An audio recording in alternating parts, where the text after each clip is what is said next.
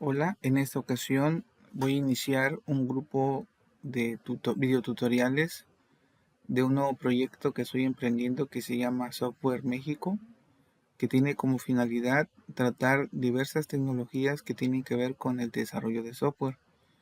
En esta ocasión hablaré de lo que se refiere a SQL. Bueno, como mencionaba, en este tema en específico trataré conceptos básicos de base de datos. Estos temas están enfocados principalmente a aquellas personas que están iniciando en este mundo de la programación, y ese tema es muy básico porque nos va a permitir eh, eh, generar espacios para almacenar la información y hacer que ésta sea persistente. Voy a procurar iniciar cada video tutorial presentando una foto de el hermoso estado en el que vivo, que es Chiapas, en México, y también iniciaré con una breve frase. Esta dice: sé el cambio que quieres ver en el mundo. Este lugar que les presento es un lugar que se llama La Ventana. Está a 10 minutos de Ocosingo, Chiapas. Es un lugar muy hermoso. Los invito a que algún día puedan venir al estado y conocerlo. Bueno, empezamos. La información general del curso.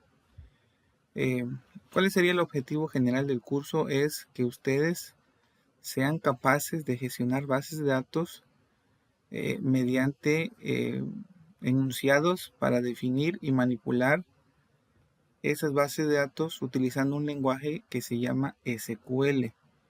Ese es el objetivo general. El específico de este curso, de este video tutorial, es que ustedes conozcan conceptos básicos de base de datos, conozcan lo que es el modelo relacional, y hagamos el diseño de una pequeña base de datos mediante el modelo relacional. Ya posteriormente veremos otros temas referentes ya más de lleno a SQL. A grandes rasgos, el curso, como decía ahorita, es el siguiente. Vamos a ver conceptos básicos de bases de datos, modelo relacional, vamos a ver qué es SQL, los diferentes lenguajes, vamos a ver el lenguaje DDL y los comandos que lo componen, el lenguaje DML y los comandos que podemos utilizar. Obviamente en el transcurso del curso van a ir apareciendo por ahí algunos otros temas de interés que los iré incorporando. Les pido que si me quieren apoyar suscribiéndose a este canal y dándome un like, me van a permitir seguir desarrollando más contenido de ese tipo de materiales. Bueno, ¿cuál sería el beneficio de este curso en su vida diaria? Imagínense un escenario sin una base de datos. Imagínense estar en una oficina llena de documentos, podrían ser digitales o físicos, y pues el irse llenando de muchos documentos, pues en un cierto momento va a generar un caos por no poder tener esa información organizada. En cambio, al trabajar con bases de datos, ustedes van a poder tener acceso a esa información de manera más rápida, van a tener información más organizada y más fácilmente accesible. Si ustedes aprenden a utilizar SQL, van a poder generar diversas aplicaciones en las que van a poder manipular datos de una manera muy óptima para poder identificar o encontrar datos de cientos y miles de ellos. Es un ejemplo de una interfaz de una consulta, y ese tipo de operaciones se pueden hacer utilizando SQL. Bueno, vamos a iniciar entonces ya con los temas. Como decía hace rato, ahorita vamos a ver conceptos básicos y voy a tratar de concluir. Si no da el tiempo para este primer video, Sería en unos segundos en donde hago un ejemplo utilizando un programa que se llama MySQL Workbench para hacer el modelado de una base de datos. Bueno, de entrada este tema nos va a permitir conocer terminología que es muy básica para entender temas que tienen que ver con bases de datos. Bueno, ¿qué son en sí las bases de datos? Ahí tenemos una imagen que nos muestra cómo se vería una base de datos, pero en sí son colecciones de datos interrelacionados. Aquí podemos ver a una colección de datos que habla de alumnos, una colección de datos que habla de pagos, una colección que habla de carreras, y esos conjuntos están interrelacionados. Representan aspectos del mundo real porque vamos a poderlos aplicar en cualquier situación. En este caso, como vemos en la imagen, podría ser la situación de un escenario referente a una escuela. Entonces, a eso se refiere con aspectos del mundo real. O sea, los podemos llevar a nuestra vida cotidiana para resolver situaciones en las que tengamos que concentrar muchos datos. No tienen redundancias perjudiciales porque como estamos acomodando los datos en grupos que todos son, digamos, homogéneos, vamos a poder establecer reglas que nos van a permitir evitar que haya datos repetidos. Los datos se almacenan de modo que sean independientes de los programas. Eso quiere decir que yo puedo separar lo que es la base de datos de la aplicación en sí. Entonces yo puedo generar una base de datos que pueda ser utilizada por diversos lenguajes de programación.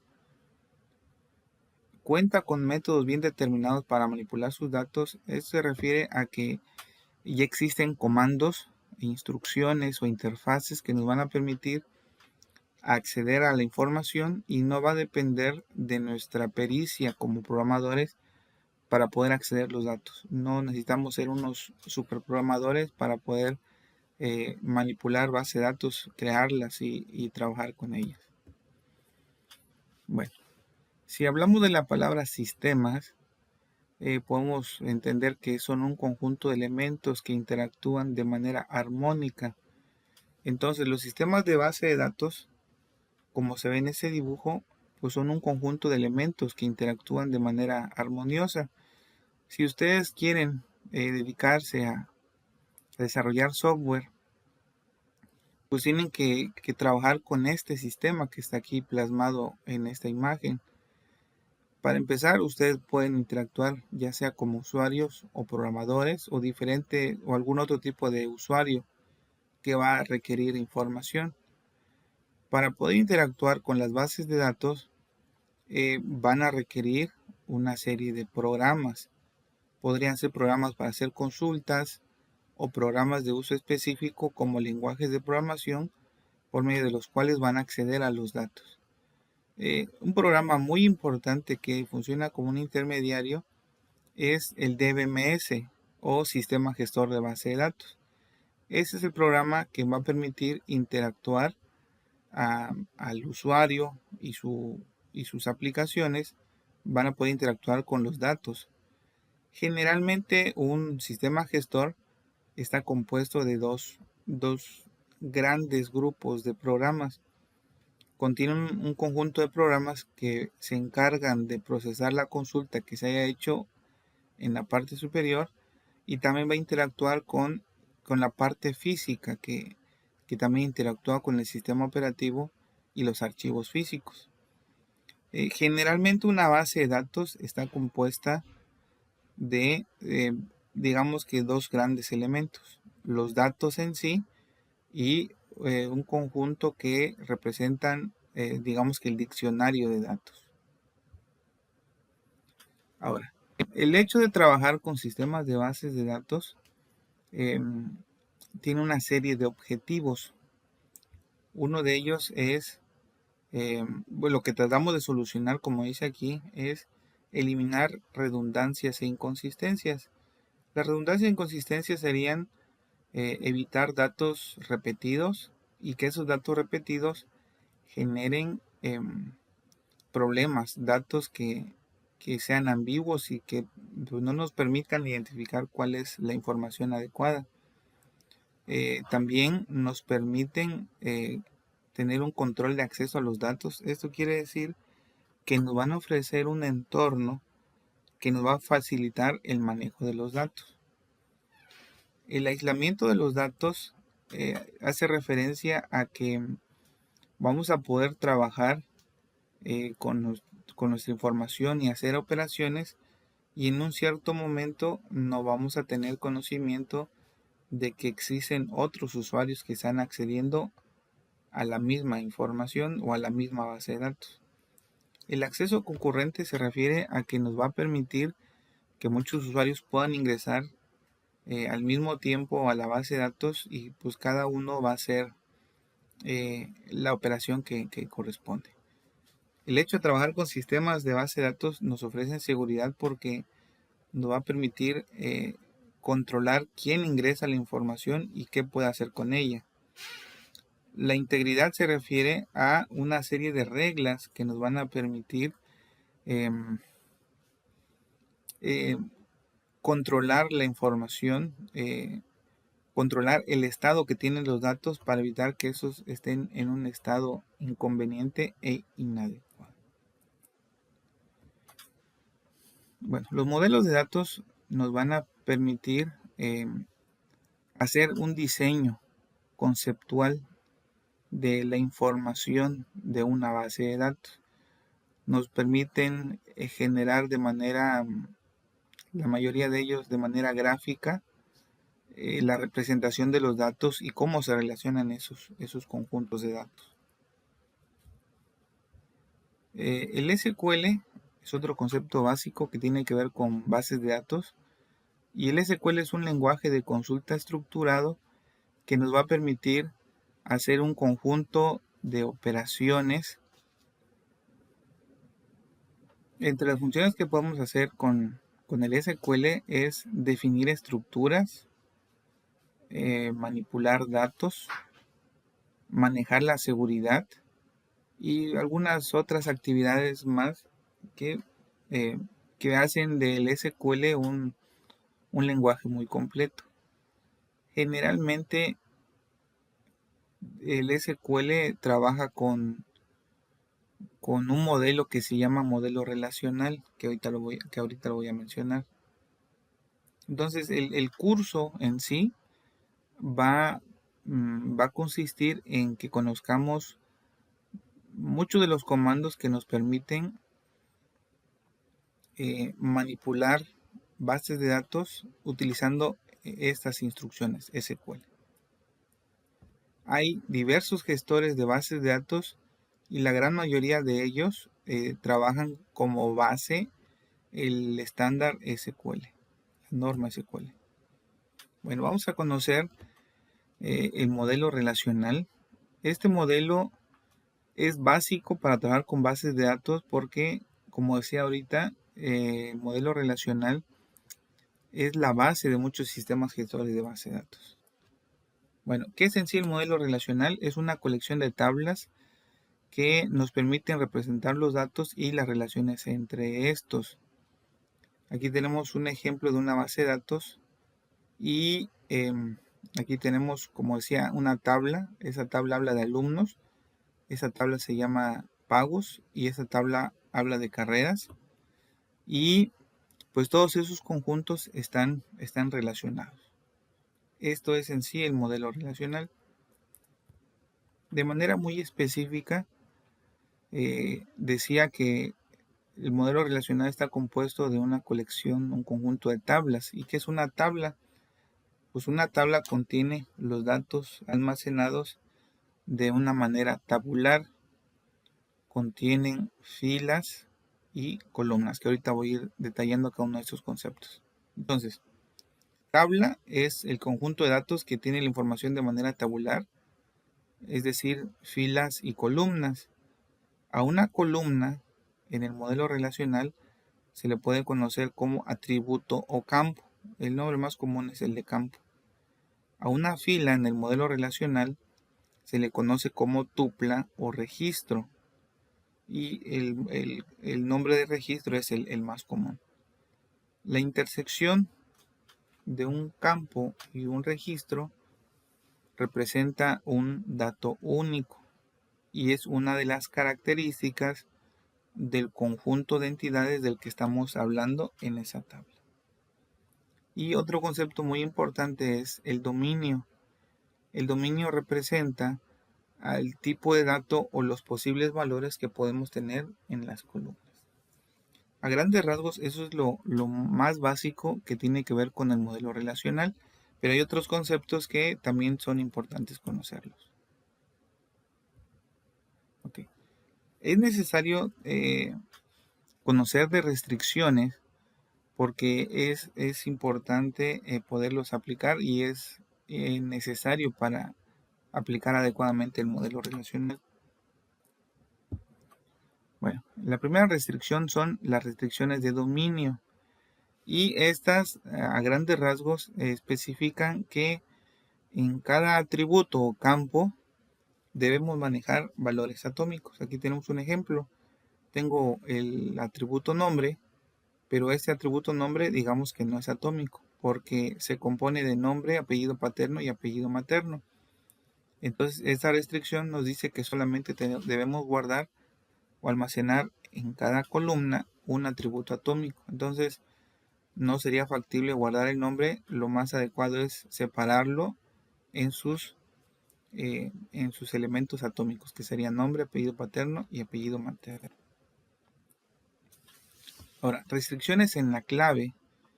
Esa restricción nos indica que nunca debemos permitir que existan dos tuplas o registros que tengan la misma combinación de valores.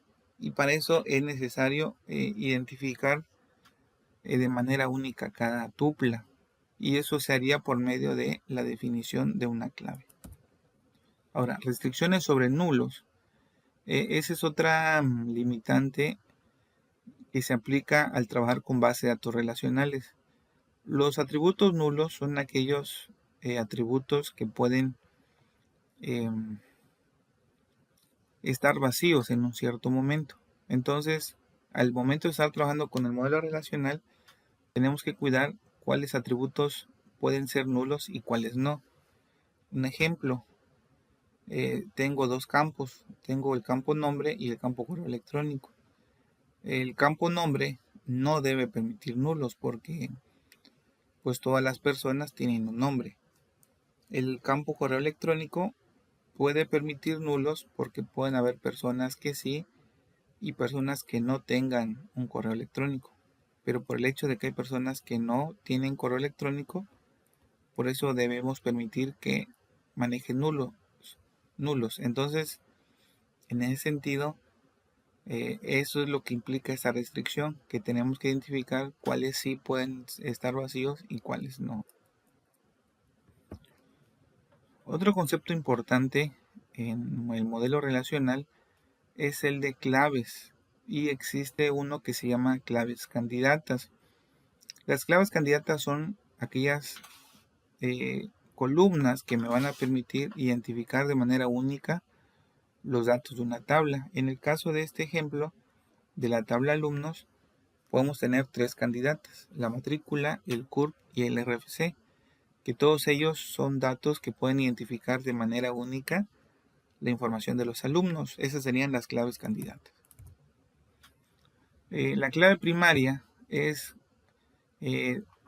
se genera o se escoge de entre todas las candidatas y pues básicamente es la que nosotros identificamos como la idónea para identificar de manera única los registros de una tabla. En ese caso, si hablo de alumnos, el campo idóneo es matrícula para que sea la clave primaria. Otro tipo de clave que también es muy usada en el modelo relacional es la clave foránea o llave foránea. En ese caso, les tengo un ejemplo en donde podemos encontrar dos tablas, está la tabla usuario y la tabla usuario rol. En este caso, podríamos entender que un usuario puede tener muchos roles. Entonces, la llave foránea hace referencia a la llave primaria que viene prestada de otra tabla, en donde en la otra tabla es llave primaria. En este caso, en la tabla usuario, la llave primaria es ID. Ese atributo se presta a la tabla usuario rol, y por el hecho de estar prestada y venir de usuario, aquí se convierte en la llave foránea, y esto nos va a permitir establecer vínculos entre las tablas. Otra restricción importante es indicar que ninguna llave primaria va a poder tener valores nulos. Decía anteriormente que un valor nulo es aquel que puede ir vacío. Entonces, ningún campo que sea considerado llave primaria puede permitir esa característica, que tenga campos vacíos o datos vacíos o espacios vacíos. Bueno, otro aspecto importante, y este tiene que ver con el dominio de un campo, es el de tipos de datos. Aquí les dejo la liga para que ustedes puedan ver con más detenimiento los tipos de datos que en esta ocasión tienen que ver con MariaDB. MariaDB es un sistema gestor de base de datos relativamente nuevo y que es prácticamente muy compatible con MySQL. Entonces, son sistemas gestores muy robustos y en la actualidad ya tienen muchos adeptos y seguidores. Entonces, si quieren verlo con más calma, aquí les dejo el link.